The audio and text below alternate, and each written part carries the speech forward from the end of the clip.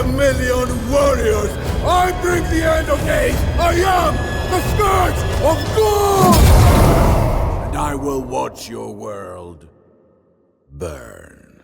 Hi, I'm Max Scoville, and this is everything that you need to know about Total War Attila.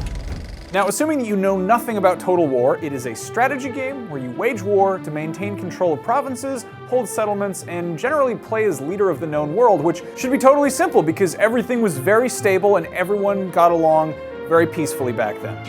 I'm just kidding, that's not true at all. Anyway, Attila takes place just as the Roman Empire was starting to crumble into a pile of chaos and disorder and broken statuary, and there were all sorts of factions who were trying to profit from its fall. One such group were the Huns and their mustachioed leader, Attila. Now, seeing how most of my knowledge from the Huns comes from the 1998 Disney historical epic Mulan, you the man! Well, sorta. Let's avoid real life stuff and talk about the game. These are the death throes of Rome. The light of civilization dims. First up, armies. Each faction has its own strengths and weaknesses, but no matter who you are, the new army integrity meter is key. It basically tracks your morale. Pretty much every political move you make or battle you wage affects it. When the meter is high, you get a morale boost in a fight. When it's low, your army will rebel like a bunch of little ingrates that they are. But don't worry, you can also kill off 10% of your army to keep them in line. Hey, whatever works. They give us bagels at IGN, but I guess different strokes, different folks. Also important is the return of the family tree to the series. You can create a big, happy, war-hungry family of your own and even marry your generals off. Marriage gives your generals different traits depending on who they marry. You'll have to strike a balance between family members and non-family members though. Giving too much attention to your family can lead to civil war.